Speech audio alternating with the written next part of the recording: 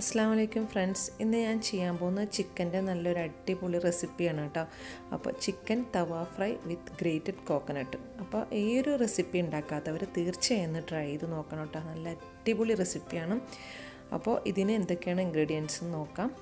അപ്പോൾ അതിന് വേണ്ടിയിട്ട് ഞാൻ എടുത്തിട്ടുള്ളത് 1 കിലോ ചിക്കന് വേണ്ട റെസിപ്പീസാണ് കേട്ടോ. അതിനൊരു ചെറിയൊരു കഷ്ണം സവാള, ഒരു സവാളയുടെ ഒരു ചെറിയൊരു ഭാഗം എടുത്തിട്ടുള്ളൂ. 1 ഇഞ്ച് നീളത്തിലുള്ള ഇഞ്ചി, 6 അല്ലി വെളുത്തുള്ളി, ഒരു 10 പച്ചമുളക്, ഒരു തണ്ട് വേപ്പില, പിന്നെ ഒരു പിടി മല്ലിയിലയും വേണം. അപ്പം നമ്മൾ പച്ചമുളക് എരിവിനനുസരിച്ച് ചേർത്ത് കൊടുക്കാം. അപ്പം ഞാനൊരു 10 പച്ചമുളകാണ് ചേർത്തിട്ടുള്ളത് കേട്ടോ. ഇവയെല്ലാം കൂടി നന്നായി ഒന്ന് അരച്ചെടുക്കണം. അപ്പോൾ അതിലേക്ക് ഒരു പിടി മല്ലിയിലയും കൂടിയും ചേർത്ത്, പിന്നെ ആവശ്യത്തിനുള്ള ഉപ്പ് കൂടിയും ചേർത്ത് നന്നായി ഒന്ന് അരച്ചെടുക്കുക. ലെമൺ ജ്യൂസ്, ഒരു ഹാഫ് ലെമണും കൂടിയും ജ്യൂസ് എടുക്കണം. ജ്യൂസ് എടുത്തിട്ട് ഇതിലേക്ക് ഒഴിച്ചിട്ട് നന്നായി ഒന്ന് അരച്ചെടുക്കുക കേട്ടോ. ഇവയെല്ലാം കൂടി നല്ല പേസ്റ്റ് രൂപത്തിൽ തന്നെ അരച്ചെടുക്കുക കേട്ടോ. അപ്പോൾ നമ്മൾ 1 കിലോ ചിക്കൻ ഒരു 10 പച്ചമുളകാണ് ഞാൻ ആഡ് ചെയ്തിട്ടുള്ളത്. 10 പച്ചമുളക് എന്ന് പറഞ്ഞു കഴിഞ്ഞാൽ നമുക്കൊരു മീഡിയം സ്പൈസി അധികം ഉണ്ടാവില്ല കേട്ടോ. ഇതിന് പാകത്തിനുള്ള ഒരു ഉരേ ഉണ്ടാവുള്ളൂ. നല്ല സ്പൈസി ആക്കി എടുക്കണമെങ്കിൽ ഒരു 12-15 പച്ചമുളകൊക്കെ വേണമെങ്കിൽ ആഡ് ചെയ്യാം കേട്ടോ. ഇതിലേക്ക് ഒരു 1/4 കപ്പ് തൈരും കൂടിയും ചേർത്തിട്ട് നന്നായി ഒന്ന് മിക്സ് ചെയ്യുന്നുണ്ട്. അപ്പോൾ ഈ കൈ വെച്ച് തന്നെ നന്നായി ഒന്ന് മിക്സ് ചെയ്യാം, യോജിപ്പിക്കുക. ഇതിലേക്ക് 1 ടീസ്പൂൺ മഞ്ഞൾപ്പൊടി. അപ്പോൾ മഞ്ഞൾപ്പൊടി നേരത്തെ അരയ്ക്കുന്നതിൽ വേണമെങ്കിൽ ചേർത്ത് കൊടുക്കുക കേട്ടോ. അപ്പോൾ ഞാനത് ചേർക്കാൻ വിട്ടുപോയതുകൊണ്ടാണ് ഇപ്പോൾ അവസാനം ചേർത്തത്. അതും കൂടി ഇട്ടിട്ട് നന്നായി ഒന്ന് മിക്സ് ചെയ്തിട്ട് 1 മണിക്കൂറോളെങ്കിലും റെസ്റ്റ് ചെയ്യാൻ വേണ്ടി ഫ്രിഡ്ജിൽ വയ്ക്കുക. പിന്നെ വേണ്ടത് തേങ്ങയാണ്. 1 കപ്പ് നിറച്ച് തേങ്ങ എടുത്തിട്ടുണ്ട്. പിന്നെ അതിലേക്ക് പച്ചമുളക്. ഇതിലേക്ക് 1 പച്ചമുളകാണ് ഞാൻ എടുത്തിട്ടുള്ളത്. ഒരു 5-6 ചെറിയ ഉള്ളിയും 1 പച്ചമുളക്. അതിന് പകരം ഒരു 3-4 പച്ചമുളക് വേണമെന്നുണ്ടെങ്കിൽ ചേർക്കാം. 2 തണ്ട് വേപ്പില എടുത്തിട്ടുണ്ട്. വേപ്പില കുറച്ചധികം ചേർത്ത് കൊടുക്കുക കേട്ടോ. എന്നിട്ട് നമുക്കിതൊന്ന് ചമ്മന്തി പാകത്തിലൊന്ന് ചതച്ചെടുക്കുക കേട്ടോ. അരഞ്ഞു പോകണ്ട, ഒന്ന് ചതച്ചെടുത്താൽ മതി. എല്ലാം കൂടി ഒന്ന് ചതച്ചെടുക്കുക. പച്ചമുളകിൻ്റെ അളവ് കൂട്ടണമെങ്കിൽ നിങ്ങൾക്ക് കൂട്ടിയെടുക്കുക കേട്ടോ. അപ്പോൾ കുറച്ചും കൂടി നല്ലൊരു തേങ്ങയ്ക്ക് നല്ലൊരു എരിവുണ്ടാവും. പിന്നെ ചട്ടിയിൽ നമുക്ക് തവയിൽ വേണ്ടത് വെളിച്ചെണ്ണയാണ്. വെളിച്ചെണ്ണ എണ്ണ ഒഴിച്ചു കൊടുക്കുക കേട്ടോ. അതൊരു നാടൻ വിഭവം പോലെയാണ് ഉണ്ടാക്കുന്നത്. അപ്പോൾ അതുകൊണ്ട് തന്നെ വെളിച്ചെണ്ണ എണ്ണ ചേർക്കുക. അതിലേക്ക് നമുക്ക് ഈ ചിക്കൻ ഇട്ട് കൊടുക്കാം.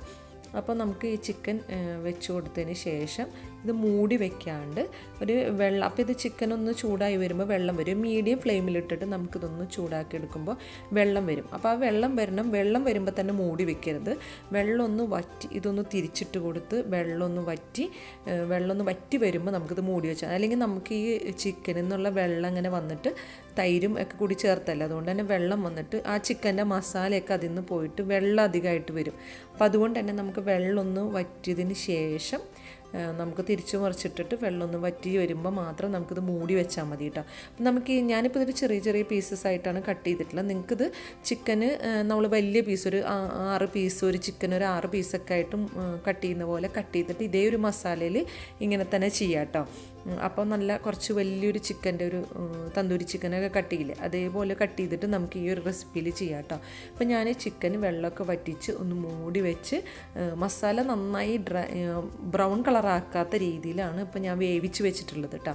അതിന് ശേഷം ഒരു പാനിൽ കുറച്ചധികം വെളിച്ചെണ്ണ ഒഴിച്ച് കൊടുക്കാം. വെളിച്ചെണ്ണ തന്നെ വേണം. ഇതിലേക്കൊരു 3-4 ഉണക്കമുളക് ഇട്ടൊന്ന് ചൂടാക്കാം.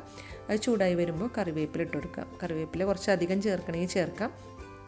അത് നന്നായി ഒന്ന് വഴറ്റിയതിന് ശേഷം നമുക്കതിലേക്ക് ചതച്ച് വെച്ച തേങ്ങയില്ലേ അത് ചേർത്ത് കൊടുക്കാം. എന്നിട്ട് നമുക്കിതൊന്ന് പതുക്കെ ഒരു ചെറിയൊരു ബ്രൗൺ കളറാക്കി എടുക്കാം. നല്ല ബ്രൗൺ ആവണ്ട, ചെറിയൊരു ബ്രൗൺ. ഇതിലേക്ക് ലേശം ഉപ്പിട്ട് കൊടുക്കുന്നുണ്ട്.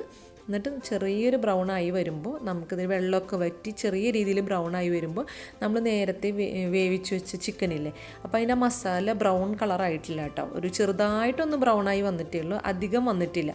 എന്നിട്ട് നമ്മൾ ഈ തേങ്ങയിലേക്ക് ഇട്ടിട്ട്, അപ്പോൾ നമ്മുടെ ഈ മസാല ഉള്ളതുകൊണ്ട് തന്നെ ഈ തേങ്ങയൊക്കെ ഇതിൽ പൊതിഞ്ഞ് വന്നോളും.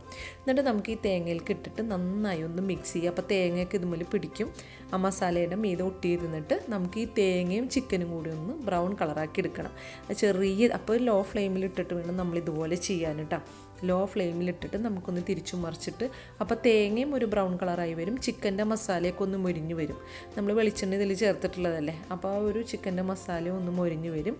അപ്പോൾ നമുക്കതുപോലെ ഒന്ന് മൊരിച്ചെടുക്കുക. ഇപ്പോൾ കണ്ട ഒരു ബ്രൗൺ കളറായി വന്നിട്ടുണ്ട്. തേങ്ങയും മൊരിഞ്ഞിട്ടുണ്ട്, ചിക്കനും ഒന്ന് മൊരിഞ്ഞിട്ടുണ്ട്.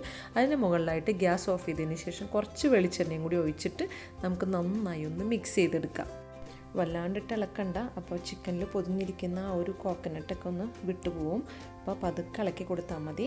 അപ്പം നമ്മുടെ ചിക്കൻ്റെ അടിപൊളി റെസിപ്പി ഇവിടെ റെഡി ആയിട്ടുണ്ട്. ഉണ്ടാക്കാത്തവർ തീർച്ചയായും ഉണ്ടാക്കിയിട്ട് ഫീഡ്ബാക്ക് അറിയിക്കാൻ മറക്കരുത് കേട്ടോ.